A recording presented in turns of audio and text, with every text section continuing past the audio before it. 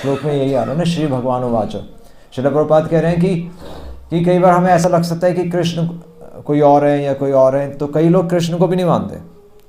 तो इसलिए उसकी प्रामाणिकता बढ़ाने के लिए श्लोक के शुरुआत में ही लिखा है श्री भगवान उवाच, क्योंकि भगवान वो कृष्ण भगवान ही है, और इसलिए और किसी की उपासना या और किसी की भक्ति करने का सवाल ही पैदा नहीं होता। और इससे श्रील प्रभुपाद इसमें यहाँ पर ये भी लिख रहे हैं। तो एक तो पहली चीज़ ये है कि हमें कृष्ण का भक्त बनना है। और कृष्ण का भगवान क्या कह रहे हैं, मन मना भव मद भक्तो मद याजी माम नमस्कुरु माम नमस्कुरु। तो भगवान बार बार माम माम माम क्यों कह रहे हैं, मेरा मेरा मेरा मेरा मेरा। तो केवल भक्त बनने के लिए नहीं कह रहे, क्या कह रहे हैं, हाँ, तो मेरा भक्त से क्या डिफरेंस हो गया, सिर्फ मेरा, हाँ किसी और का नहीं। हाँ, कि जहाँ पर प्रेम होगा वहाँ पर पॉजिटिवनेस, वहाँ पर ममत्व होगा। मतलब एक माँ बच्चे के प्रति पॉजिटिव होती है ना, पॉजिटिव कैसे बोलेंगे, अपनापन, ममता, बहुत वो है, मतलब मेरा और सिर्फ मेरा वो है। आई थिंक पति के लिए सही है कि ये पति की अधिकार, और मेरा पति सिर्फ मेरा है।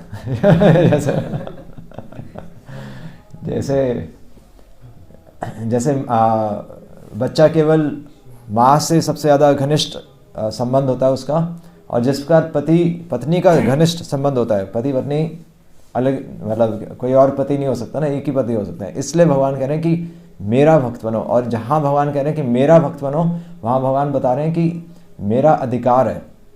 गीता में भगवान एक्चुअली ये प्रेम की भाषा है, क्योंकि प्रेम में ही कोई व्यक्ति कह सकता है कि तुम मेरे हो, वरना जैसा प्रेम नहीं होगा वो बोलेंगे कहीं पर भी चले जाओ। आप उसको भी मान सकते हो, आप उसको भी मान सकते हो, आप उसको भी मान सकते हो, पर प्रेम, गीता पूरी प्रेम की भाषा है, क्योंकि प्रेम में ही अधिकार जताया जाता है। और तभी भगवान लास्ट में ये कह रहे हैं ना, इसके बाद क्या कह रहे हैं भगवान, इसके बाद भगवान कह रहे हैं कि अगर तुम मेरे हो तो फिर मैं तुम्हारी रिस्पॉन्सिबिलिटी लूँगा, सर्वधर्मान परित्यज्य। अगर तुम अपने सब मनोधर्म छोड़ने के लिए तैयार हो, जो तुम सोच के बैठे हो, तब भगवान कह रहे हैं कि सर्वधर्मान परित्यज्य माम एकम शरणम। वहाँ पर भी एक की बात हो रही है। अरे गीता की लैंग्वेज ये है, एक मतलब उसमें कोई संशय नहीं है कि कोई और है, क्योंकि भगवान अर्जुन के सामने खुद सामने खड़े होकर ही कह रहे हैं। तो इसमें कोई संशय नहीं कि कृष्ण कोई और है। इसलिए मतलब ऐसा हमें लग सकता है कि इसमें कौन सी बड़ी बात है, पर पूरी सोसाइटी में यही चल रहा है। लोग गीता की अपनी ट्रांसलेशंस, मतलब प्रभुपाद के समय भी प्रभुपाद कह रहे हैं 700 तरह की कमेंट्रीज उस समय प्रभुपाद कह रहे हैं कि गीता की। इसमें भी एक क्वेश्चन आ सकता है कि कृष्ण के भी तो अनेक रूप है। हाँ, तो प्रभुपाद वो भी लिख रहे हैं। इसलिए भगवान खुद ही कह रहे हैं ना अर्जुन को कि मेरा भक्त बनो। तो एक्चुअली प्रभुपाद यही पॉइंट इसके परपट में ही लेकर आ रहे हैं कि इसीलिए गीता का स्टूडेंट तो विष्णु के और किसी अवतार को भी एक्चुअली टॉप मोस्ट नहीं मानता। हमें पता है वो सब विष्णु तत्व हैं, जो 10 अवतार हैं, विष्णु हैं, नारायण हैं, पर उसमें भी कृष्ण टॉप मोस्ट है, क्योंकि कृष्ण का धाम अलग है, नारायण का धाम अलग है, विष्णु लोक अलग है, सब धाम अलग अलग है ना। यहाँ कृष्ण अपनी बात कर रहे हैं। और तो भगवान कृष्ण भी एक्चुअली द्वारका में अलग है, मथुरा में अलग है, और वृंदावन में अलग है। तो एक्चुअली बिल्कुल स्पेसिफिक चीज को इंडिकेट किया जा रहा है। यहाँ पर भगवान जब कह रहे हैं कि धर्म छोड़ दो, तो यहाँ पर कौन से कृष्ण हो गए?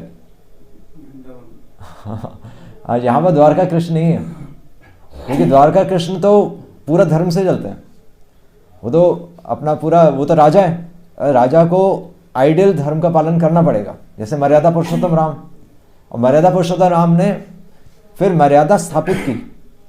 पर भगवान कृष्ण अपनी लीला से दिखा रहे हैं कि जब मेरे भक्त मेरे सामने होते हैं, तब मैं अपने भक्त का सारथी बन जाता हूँ। वैसे ब्राह्मण को मतलब तो भगवान कृष्ण क्षत्रिय थे, और भगवान को तो फाइट करना चाहिए था, पर भगवान क्या बने? सारथी बने, अपने भक्त के सारथी बने।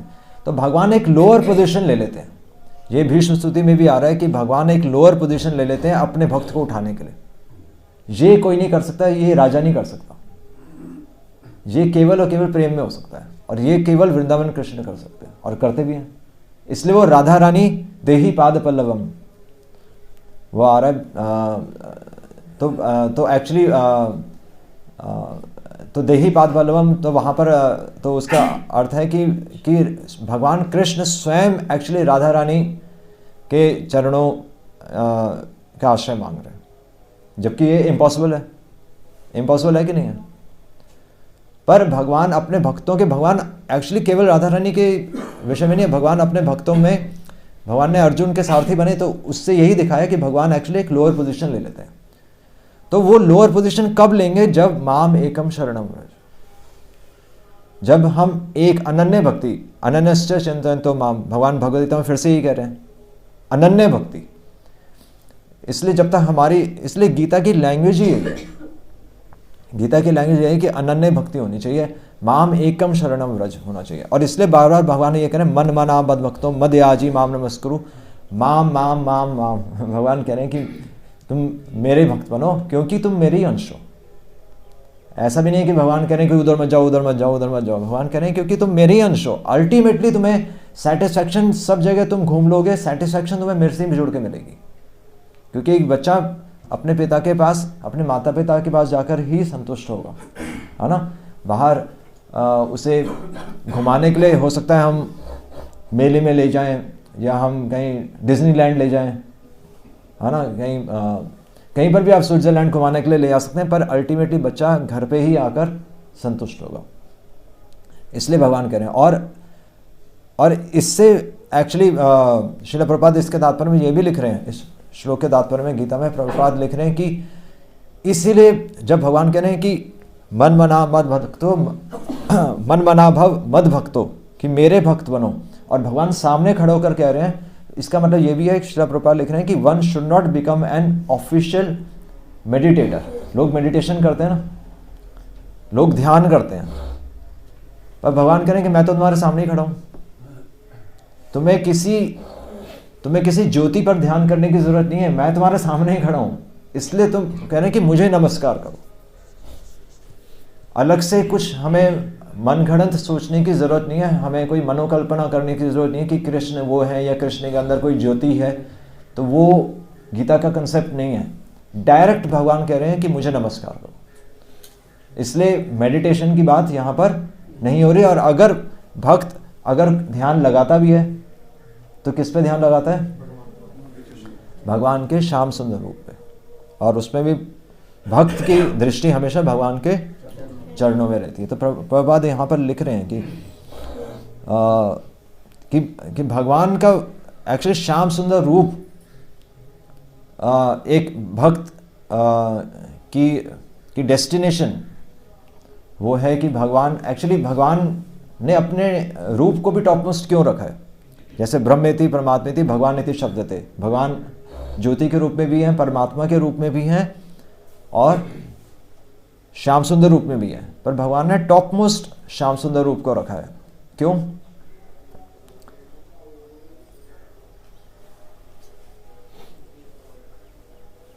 तो सबसे प्रिय किसको? राधा रानी को। हाँ ठीक है, वो ऐसे मतलब इस कंटेक्स्ट में आंसर देना पड़ेगा। वो रूप हर एक चीज का आधार है। हाँ ठीक है, भगवान के रूप से ही सब चीज़ें आई हैं। मतलब भगवान ओरिजिनल पर्सनालिटी है। इसलिए श्रील प्रभुपाद ने हर गीता के हर पेज पे लिखा ना सुप्रीम पर्सनालिटी। संपूर्ण है। कुछ लॉजिक से हम कुछ समझा सकते हैं। तर्क लीला पुरुषोत्तम, जैसे भगवान राम ने मर्यादा पुरुषोत्तम है, श्री कृष्ण ने सारे मतलब उल्टे काम किए हैं लीला पुरुषोत्तम की। भगवान ही ऐसा काम कर सकते हैं जो अपने रूल खुद तोड़ रहे हैं और खुद। हाँ ये भी अच्छा पॉइंट है कि मतलब ज्योति और फॉर्म में क्या डिफरेंस है। हम ज्योति को पे भी हम ध्यान लगा सकते हैं, जैसे काफ़ी लोग लगाते हैं ज्योति पे। और भगवान भी कह रहे हैं कि ब्रह्मेति परमात्मेति, भगवान के शरीर की कांति ही ज्योति है, तो उस पर भी तो ध्यान लगा सकते हैं। पर फिर भी टॉप मोस्ट भगवान का रूप है, क्योंकि भगवान एक पर्सनालिटी है, और पर्सनालिटी के होने से एक्चुअली बहुत बड़ा फर्क पड़ जाता है। क्योंकि एक बच्चा क्या है, हमारा मन है ना, तो बच्चे को कैसे कंट्रोल में कर सकते हैं?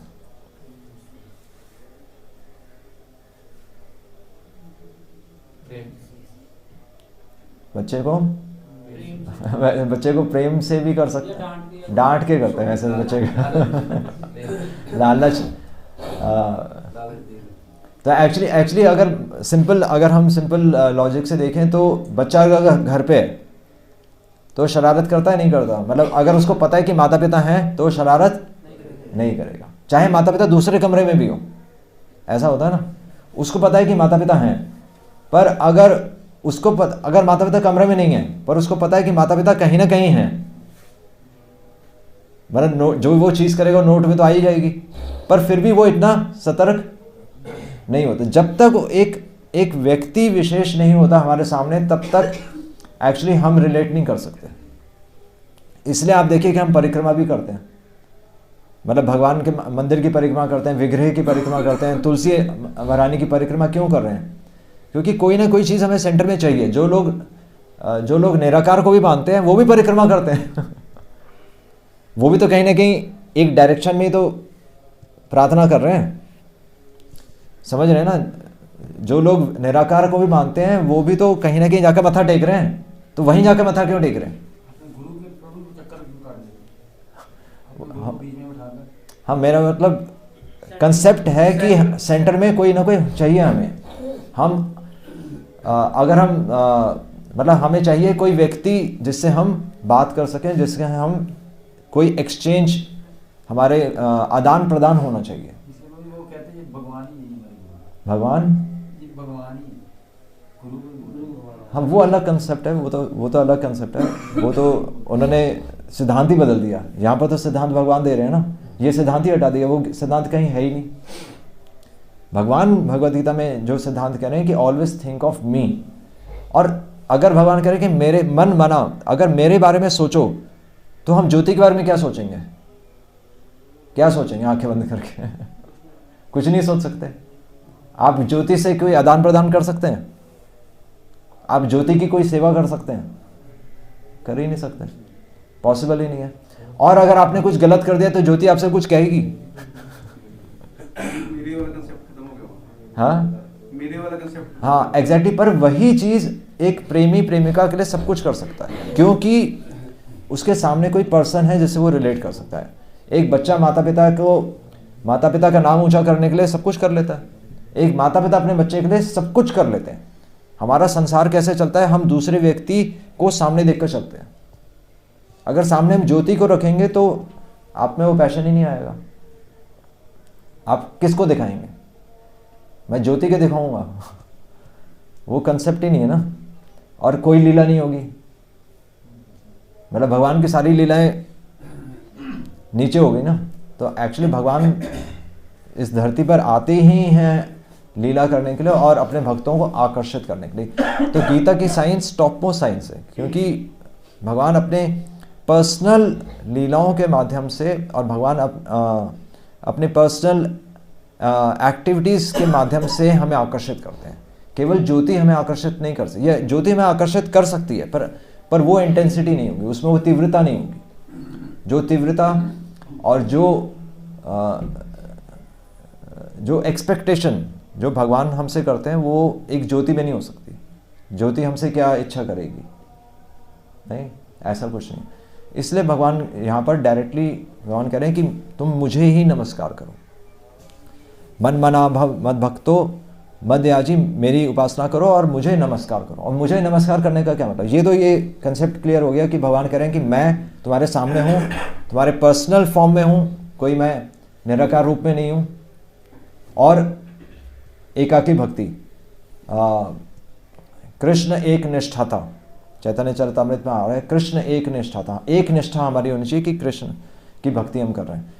और भगवान जब कह रहे हैं कि माम नमस्कुरु, तो श्रील प्रभुपाद एक्चुअली तो एक और लेक्चर में बता रहे हैं कि माम नमस्कुरु का क्या मतलब है। नमस्कार मतलब क्या करना क्या होता है? झुकना किसी के आगे। हाँ, तो झुकना मतलब क्या होता है? सरेंडर करना मतलब हाँ, एक्चुअली रिस्पेक्ट देनी है। हम इन सब चीज़ों से रिस्पेक्ट ही तो दे रहे हैं, बात मानकर, सरेंडर करके, झुक के, प्रणाम करके हम रिस्पेक्ट ही दे रहे हैं भगवान को। तो भगवान को रिस्पेक्ट कैसे दी जाती है? अब पॉइंट ये है। उनकी बात मान हाँ, एक तो यही है उनकी बात मान के भगवान के भक्तों कि हाँ, भगवान की और भगवान के भक्तों की बात मान के, ये परफेक्ट आंसर है कि एक्चुअली हमें जो इंस्ट्रक्शंस हैं वो फॉलो करके भगवान की रिस्पेक्ट की जाती है। और चैंटिंग में रिस्पेक्ट कैसे की जाती है? भगवान का नाम सही लेना। हाँ, तो चैंटिंग सही तरीके से, निरअपराध नाम ले ले पाइले प्रेम धन। तो निरअपराध, और अपराध क्या है? चैंटिंग में अपराध क्या है? मतलब वैसे तो 10 नाम अपराध है, पर अगर एक बेसिक चीज़ हम मतलब हम चैंटिंग में भगवान को रिस्पेक्ट कैसे दे? चैंटिंग में हम भगवान को रिस्पेक्ट देते नहीं देते? वैसे देते। भगवान का नाम और भगवान में कोई अंतर नहीं है। नहीं, वो तो ठीक है। मैं कह रहा हूँ प्रैक्टिकली हम चैंटिंग जब कर रहे होते हैं जब हम कर रहे होते हैं चैंटिंग, तब हम भगवान को रिस्पेक्ट दे रहे होते हैं, नहीं दे रहे होते? इंटेंशन तो होती है रिस्पेक्ट देने की, पर हो नहीं पाता। हाँ, इंटेंशन हमारी होती है, चेष्टा हमारी होती है, पर हम कर नहीं पाते। काम कुछ और कर रहे होते हैं। चैंटिंग के समय सब चीज़ें चल रही होती हैं, नहीं? तो वो रिस्पेक्ट एक्चुअली भगवान को, वैसे तो हम मत्था टेक लेते हैं, मंदिर भी आ जाते हैं, हम सुन भी लेते हैं, उनके इंस्ट्रक्शंस भी फॉलो करें, पर हाईएस्ट इंस्ट्रक्शन क्या कह रहे हैं भगवान? मन मना। मेरे में मन भगवान कह रहे हैं मुझे अपना मन दो। और चैंटिंग के समय हमारा मन कहाँ होता है? सारी चीज़ों में होता है सिवाय भगवान। नहीं भी चीज मतलब पता वो भी आ जाती है। वो क्यों हो रहा है? वो क्यों हो रहा है? क्योंकि हम रिस्पेक्ट नहीं दे रहे। क्योंकि रिस्पेक्टफुल चैंटिंग क्या होती है? या मान लीजिए, अच्छा, रिस्पेक्टफुल चैंटिंग से पहले डिसरिस्पेक्टफुल चैंटिंग क्या होती है ये पता होना चाहिए। आदर भगवान को, नाम को देना है। भगवान का नाम और भगवान एक है, ये हमें पता है। अब भगवान का नाम हम ले रहे हैं, पर डिसरिस्पेक्ट क्या होगी? अगर हम नाम ले रहे हैं चैंटिंग के समय और हम कोई ऐसी एक्टिविटी कर रहे हैं, क्या हम कोई ऐसी एक्टिविटी कर रहे हैं जिससे भगवान के नाम को डिसरिस्पेक्ट होती है? कुछ कर रहे हैं ऐसा? क्या कर रहे हैं? अच्छा, मन को छोड़ दीजिए, मोबाइल देख रहे हैं। पहले तो एक्सटर्नल एक्टिविटीज, चैंटिंग करते मोबाइल देखना डिसरिस्पेक्ट है। बातें करना, मतलब आप बातों को इनिशिएट अगर कर रहे हैं, अगर किसी ने आपसे पूछे तब तो आपको रिस्पेक्टफुली आपको जवाब देना ही पड़ेगा। वो तो चलो हम अभी संसार में हैं, पर खुद से बातें शुरू कर देना चैंटिंग करते करते, हाँ जी और क्या चल रहा है जी होता नहीं होता? तो मोबाइल देखना, तो मोबाइल में मैसेज आप बाद में भी देख सकते हैं, हम बाद में भी देख सकते हैं, बट चैंटिंग के समय ही याद आएगा ये भी तो करना है मोबाइल में। तो मोबाइल साथ में ही रहता है एक्चुअली, हम ये गलती करते हैं। तो मोबाइल साथ में रख सकते हैं, पर मोबाइल को हाँ फ्लाइट मोड में रख लीजिए तो एक संतुष्टि भी रहेगी कि मेरा मोबाइल मेरे पास है तो ठीक है, मोबाइल हो गया, और क्या हो गया? बातें करना और सोचना। हाँ, खुद से आप सोचना शुरू कर दें, वो भी एक होता है। काम करना। हाँ, चैंटिंग कर रहे हो, कोई काम करिए। हाँ एग्जैक्टली, एक हाथ से चैंटिंग हो रही थी, दूसरे हाथ से गाड़ी साफ हो रही होगी या फिर सब्जी खरीदी जा रही होगी, नहीं, ये भी चल रहा होता है। और बस इतना ही करते हैं और कुछ नहीं करते। हाँ, टीवी देख के भी चैंटिंग होती है। मेरे को किसी भक्त ने बोला था कि इनको समझाओ कि टीवी देख के चैंटिंग करते हैं। मतलब लोग किसी भी हद तक मोबाइल फोन भी देखते हैं। हाँ, गाड़ी चलाते हुए चैंटिंग होती है। महाराज गुरु महाराज माइंड करते हैं, मतलब वो मना करते हैं। गाड़ी चलाते हुए, आप स्कूटर चलाते हुए भी चैंटिंग होती है, गाड़ी चलाते हुए चैंटिंग होती है। तो क्या है, मतलब मैं कितना प्रयास करता हूँ कि लेक्चर सुनते सुनते मतलब ड्राइव करूँ, बट हो ही नहीं पाता मेरे से। या तो मैं ड्राइव कर रहा हूँ या मैं लेक्चर सुन रहा हूँ, नहीं ऐसा नहीं होता, मुश्किल होता है। ये कुकिंग में आप कुकिंग करते हुए वैसे लेक्चर तो लगाते नहीं लगाते, पर कुकिंग करते करते ध्यान कहीं और चले जाता है ना, क्योंकि कुकिंग में भी आपको फोकस चाहिए। हर चीज़ में आपको फोकस है, इसलिए चैंटिंग के समय आप कुछ और एक्टिविटी कर ही नहीं सकते। मैं तो परेशान हो गया हूँ। अभी लेक्चर सुनते सुनते भी कई लोग चैंटिंग करते हैं, तो वो भी अपराधी है। वो तो ऑब्वियसली ना, माइंड आपका एक ही है ना, या तो हम सुपर इंटेलिजेंट हो लेफ्ट माइंड कुछ और चल रहा हो, राइट ब्रेन कुछ और बता रहा हो, ऐसा पॉसिबल ही नहीं है। अगर मैं आपसे बात कर रहा हूँ तो मैं तीसरा काम कैसे सोच रहा हूँ, समझ रहे हैं? चैंटिंग हम भगवान से बात कर रहे हैं, तो बात करते करते मैं तीसरी थर्ड पर्सन के बारे में कैसे सोच सकता हूँ? नहीं सोच सकता। और एक और पॉइंट बताया था, क्या बताया था आपने? हाँ, लेट के चैंटिंग करना। लेट के चैंटिंग करना, इसमें भी है कुछ और बारीकी है। लेट के चैंटिंग करना से चलो ऑब्वियस है, वो तो सबको पता है। पर लेट के चैंटिंग करना जरूरी नहीं अपराध हो सकता है, क्योंकि मतलब कोई इंसान उठ ही नहीं पाए तो नहीं, वो तो वो समझ में ही आता है, वो तो एक्सेप्शंस तो अलग ही हैं। यहाँ पर 99% लोगों की बात हो रही है। वो तो चलो, जो बैठ नहीं सकता वो तो लेट की चैंटिंग करे, वो तो ठीक है। पर केवल लेट के ही लोग चैंटिंग नहीं करते। एक्चुअली मैं सोच रहा था, तो एक सोफा चैंटिंग भी होती है। सोफा चैंटिंग क्या है कि आप सोफे में बैठ के अंदर घुस जाते हैं सोफे में।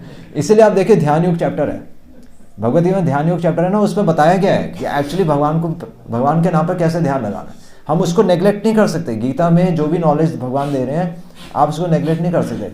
चैंटिंग अगर आप लटक के करेंगे तो चैंटिंग लटक के ही होगी, सोफे में बैठ कर करेंगे तो अंदर ही घुसेंगे, और अगर आप सीधा बैठ के चैंटिंग करेंगे तो चैंटिंग आप देखिए डिफरेंस होगा उसमें। और इसीलिए बताया गया कि आंखें ना खुली हो ना बंद हो, बताया है ना भगवद गीता में। तो आंखें खुली हो ना बंद हो, तो मतलब आंखें खुली होंगी संसार नजर आएगा, आंखें बंद होंगी तो नींद आएगी। तो ना आंखें खुली होनी चाहिए ना आंखें बंद होनी चाहिए, मतलब आप इनडिफरेंट होने चाहिए, ना संसार नजर आना चाहिए और ना हम आंखें बंद करके सो जाएं। मेडिटेशन ये है, प्रभु जी यही बताते हैं कि मेडिटेशन में व्यक्ति अल्टीमेटली सो ही जाता है। तो हम मेडिटेशन के चक्कर में नहीं है, हमें पता है कि भगवान का सामने श्याम सुंदर रूप है, तो हम भगवान की नाम रूप गुण लीला ये सब क्या है, ये सब चीज़ें हमें हेल्प करती हैं भगवान पे कंसंट्रेट कर देना। और भगवान और एक्चुअली इसमें एक और चीज़ बहुत इंपॉर्टेंट है। तो चैंटिंग कंप्लीट हो गई ना, मतलब और तरह की चैंटिंग होती है, मतलब ये चीज़ क्लियर हुई ना। इसलिए सोफे पे बैठ के चैंटिंग सही नहीं हो पाएगी, लेट की चैंटिंग सही नहीं हो पाएगी, इसलिए पोस्चर बहुत इंपॉर्टेंट है। और तो मैं उस दिन बात भी डिस्कस भी कर रहा था, तो एक्चुअली चैंटिंग करते समय हमारा सबसे बड़ा एनिमी कौन होता है? Comfort level. अगर हमें ज्यादा कंफर्ट होगा तब भी नहीं चैंटिंग। एक तो कंफर्ट आ गया, ये तो आंसर परफेक्ट है कि कंफर्ट नहीं होना चाहिए। इसलिए भक्ति सिद्धांत सरस्वती महाराज एक्चुअली एक बार चैंटिंग कर रहे थे, तो उनके जो पर्सनल सर्वेंट थे तो खिड़की खुली हुई थी, तो उसमें बहुत गर्मी थी कमरे में ना, तो उन्होंने उनके शिष्य ने सोचा कि मैं खिड़की खोल देता हूँ, तो उन्होंने खिड़की खोल दी, तो भक्ति सिद्धांत सरस्वती महाराज ने खिड़की वापस बंद कर दी। उन्होंने कहा कि अगर मैं कंफर्ट लूँगा तो मैं माया में चले जाऊँगा। तो ठीक है, हम इतना स्ट्रिक्ट नहीं सोचते, बट एक कंसेप्ट है कि हम कंफर्टेबल चैंटिंग के बारे में ना सोचें। थोड़ा सा तपस्या होनी चाहिए, थोड़ा सा आप बैठ के चैंटिंग कीजिए। मतलब कई बार पेड़ पौधे देखते हुए भी चैंटिंग होती है, आसमान देखते देखते भी चैंटिंग होती है, पक्षी देखते देखते भी चैंटिंग होती है। तो ये सब चैंटिंग एक्चुअली क्या है, ये सब डिसरिस्पेक्ट है। चैंटिंग के समय चैंटिंग होती है, इसलिए पोस्चर दिया हुआ है। हाथ कहाँ होने चाहिए ये भी इंपॉर्टेंट है। इसलिए इंटरनली पता है कि माइंड हमारा सबसे बड़ा दुश्मन है, एक्सटर्नली चैंटिंग करते हुए सबसे बड़ा दुश्मन आपका ये हम डिस्कस कर रहे थे कि चैंटिंग करते हुए सबसे बड़ा दुश्मन एक्सटर्नली, इंटरनली मन है, एक्सटर्नली लेफ्ट हैंड है। राइट हैंड से आप चैंटिंग कर रहे होंगे और लेफ्ट हैंड से दुनिया में सारे काम कर रहे होंगे। अगर आपको सब कुछ रोकना है ना, ये सब जो हमने डिस्कस किया है, तो आपको लेफ्ट हैंड को कंट्रोल में करना है। अगर लेफ्ट हैंड कंट्रोल में आ गया ना, तो आपकी चैंटिंग सही हो जाएगी। अब आप देख लीजिए लेफ्ट हैंड से आप क्या क्या कर रहे हैं। चैंटिंग करते समय लेफ्ट हैंड ही सारे काम करेगा, क्योंकि राइट हैंड तो बंद गया। राइट हैंड से तो कुछ कर नहीं सकते, पर लेफ्ट हैंड आपका मन रिप्रेजेंट करता है। वो मन आपको कहीं ना कहीं लेकर चला जाएगा। और लेफ्ट हैंड से आप देखिए, कभी ये भी हो रहा था, कभी ये भी हो रहा होता है, बहुत सारी चीज़ें हो रही थी, कभी ये भी हो रहा होगा। और लेफ्ट हैंड से मतलब लेफ्ट हैंड पे आप फोकस करें, आपको पता चलेगा कि लेफ्ट हैंड आपका दुश्मन है। और इसलिए हम सोच रहे थे मतलब जस्ट एक ट्रिक है कि लेफ्ट हैंड को आप एंगेज कर दो। कैसे एंगेज करोगे लेफ्ट हैंड को? जेब में डालने से बेटर है। लेफ्ट हैंड फोकस के लिए भी हो सकता हाँ, कैसे कैसे ऐसे? हाँ, याद आ गया? है पेड़ मार के ज़्यादा बढ़ जाएंगे, लाल हो जाएगा। लेफ्ट हैंड को कैसे यूज करेंगे? सिंपल, लेफ्ट हैंड को भगवान की सेवा लगा के आप रोज यूज करते हैं लेफ्ट हैंड को भगवान की सेवा में। वो चलिए थोड़ा सा दूर है वो, उससे ज़्यादा क्लोज। लेफ्ट हैंड को कैसे यूज करेंगे? आप प्रणाम नहीं करते भगवान को, तो नमस्कार इसलिए किया जाता है कि लेफ्ट हैंड को आप प्रणाम करते हुए चैंटिंग कर सकते हैं। दोनों हाथ से पकड़ के चैंटिंग कर लीजिए। प्रणाम नहीं करते आप भगवान को, तो ऐसे आपने हाथ में माला पकड़ी है, दूसरे हाथ से ऐसे कर लीजिए, तो प्रणाम हो गया भगवान को। तो आप प्रणाम करते करते चैंटिंग में, तो उससे एक मूड आएगा कि आप भगवान के आगे झुक रहे। नहीं तो चैंटिंग में हम प्रधान होते हैं नहीं होते, हम चौधरी होते हैं चैंटिंग में। कभी नोट किया? प्रभु जी ने एक बार बताया था कि हम ये सोच लेते हैं कि अब मैं 4 माला करूंगा, कि मेरे पास जितना टाइम है मैं 4 माला करूंगा। हम कैसे डिसाइड कर सकते हैं कि मैं 4 माला कर लूंगा? ये तो भगवान का नाम है। भगवान का नाम अगर हमें अलाउ करेगा तब हम कुछ माला कर सकते हैं। हम कैसे डिसाइड कर सकते हैं या हम कैसे कमिट कर सकते हैं कि अब मैं 4 माला कर लेता हूँ? हम डिक्टेट नहीं कर सकते हैं, ये नाम है, भगवान का नाम है। तो एक तरीका है, जस्ट मैं ऐसे कहीं शास्त्रों में वैसे एक ट्रिक है, जैसे भक्ति में ट्रिक्स होती हैं, तो एक ट्रिक है कि आप हाथ जोड़ के चैंटिंग कर सकते हैं। बहुत अच्छा आपकी चेतना बनेगी, क्योंकि हम झुक गए, भगवान के नाम के आगे झुक गए, तो उससे डिफरेंस पड़ेगा। ये पोस्चर का डिफरेंस पड़ता है चैंटिंग में। ये ध्यान योग है, इसलिए पूरा चैप्टर है ध्यान योग। और एक और चीज बताता है, लास्ट पॉइंट बस एक था कि जब भगवान कह रहे मन मना भव मत तो मद याजी माम नमस्कुरु, तो भगवान कह रहे माम माम माम माम। तो भगवान एक्चुअली माम यहाँ पर इसलिए भी लेकर आ रहे हैं क्योंकि हमें एक आइडियल पर्सन चाहिए होता है। मतलब हमने शास्त्रों में सब कुछ पढ़ लिया, सब कुछ सुन लिया, गीता पढ़ ली, भागवतम पढ़ ली, चैतन्य चरितामृत पढ़ ली, पर वो सब थ्योरी रह जाएगी। वो चीज प्रैक्टिकल कैसे होगी या हम कब कर पाएंगे? हमने सब कुछ सुन लिया पर हम कर नहीं पा रहे ना अभी, तो कर कब पाएंगे? एक पॉइंट है जो कि हमें सिद्धांत है, इसलिए प्रभुपाद लिख रहे हैं ये 4 सिद्धांत हैं, और इन 4 सिद्धांतों से भी एक सिद्धांत निकल रहा है। एक सिद्धांत है जो कि बहुत इंपॉर्टेंट है। क्या है वो सिद्धांत?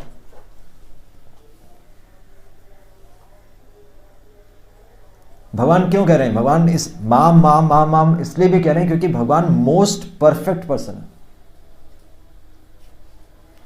क्योंकि भगवान के अंदर लेश मात्र भी स्वार्थ नहीं है, इसलिए भगवान परफेक्ट है ना, इसलिए तो हम भगवान की उपासना कर रहे हैं।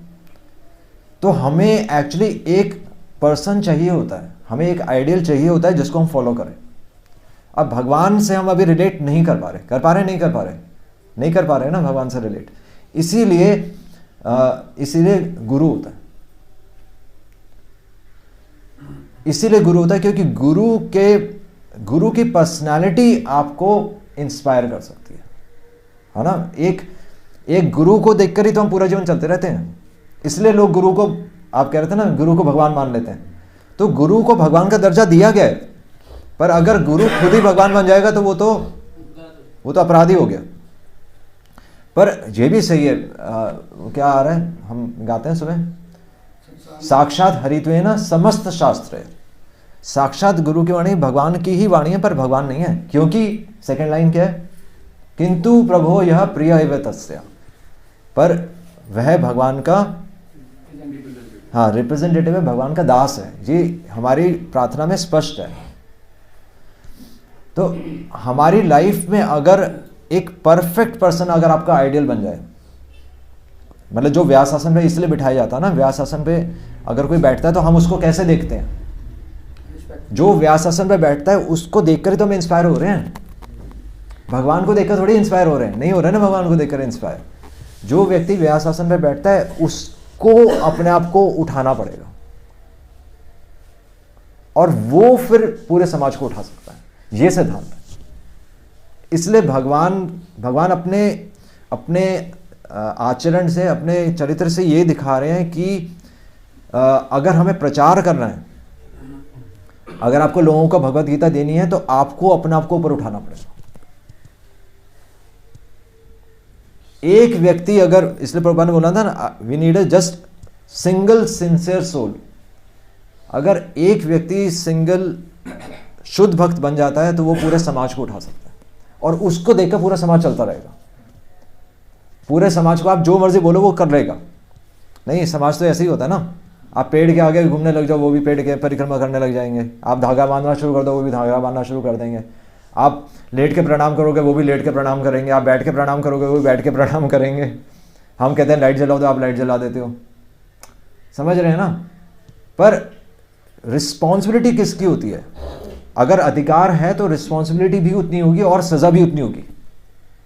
जो व्यास आसन में बैठ के अगर आपको सही लीड करेगा तो आप उठ भी सकते हो, पर अगर उसने हल्की सी भी गलती कर दी तो फिर हाँ, तो वो अपराध में भी आ जाता है। इसलिए प्रचार के लिए बहुत केयरफुल रहना पड़ता है, क्योंकि आप दूसरे को उठा भी रहे हो पर आप दूसरे को गिरा भी सकते हो। और इसलिए व्यासासन में मतलब हमें कहाँ पर काम करना है, इसलिए भगवान यहाँ पर ये सिद्धांत बता रहे हैं कि जिस प्रकार मतलब भगवान एक एग्जाम्पल ही तो सेट कर रहे हैं हमारे लिए। भगवान हमारे लिए भगवान को क्या मतलब है कि मेरी पूजा करो, ये करो। भगवान कह रहे हैं कि इस तरह तुम शुद्ध हो जाओ, इस तरह तुम अपने आप को प्यूरिफाई करो कि तुम दूसरों को उठा सको। जन्म सार्थक करी कर परोपकार, ये सिद्धांत वहां से आ कि तुम अपना जन्म सार्थक करो और फिर दूसरों को उठाओ। ये गीता का सिद्धांत है। तो भगवान ऐसा नहीं है कि भगवान अपने बारे में सोचे जा रहे हैं। भगवान कह रहे हैं दूसरों का बेनिफिट भी तभी होगा क्योंकि लोग तुमसे रिलेट करेंगे। और अगर तुम गलती करोगे, तुम अगर बाहर का खाओगे तो कोई तुम्हें फॉलो करेगा? कोई फॉलो नहीं करेगा। अगर तुम बाहर की मिठाई खाओगे कोई तुम्हें फॉलो नहीं करेगा। अगर तुम अपशब्द कहोगे दूसरों को तो कोई तुम्हें फॉलो नहीं करेगा। इसलिए तुम्हें ऊपर उठना पड़ेगा, इसलिए तुम्हें सत्य बोलना पड़ेगा। सबसे कठिन चीज़ है सत्य बोलना। इसलिए समाज में लोगों के आगे आप गीता को प्रेजेंट करो और गीता का जो सिद्धांत है उसको अगर हम प्रेजेंट करेंगे, उसको हम रिप्रेजेंट करेंगे तो भगवान वास्तव में प्रसन्न होते हैं। ये भगवान की इच्छा है, यही है मन मना मद भक्तो मद याजी माम नमस्कुरु। और इस प्रकार अगर तुम ऐसा जीवन जियोगे तो क्या होगा? माँ में वैश्यसी सत्यम ते प्रति जाने प्रियसी में, कि तब तुम मेरे धाम वापस आ जाओ। ये भगवान सबसे मोस्ट कॉन्फिडेंशियल चीज़ बता रहे हैं कि इस संसार से निकलने का तरीका क्या है, कि अपना जन्म भी सार्थक करो और दूसरों को भी बाहर निकालो। हरे कृष्णा। श्रील प्रभुपाद की जय।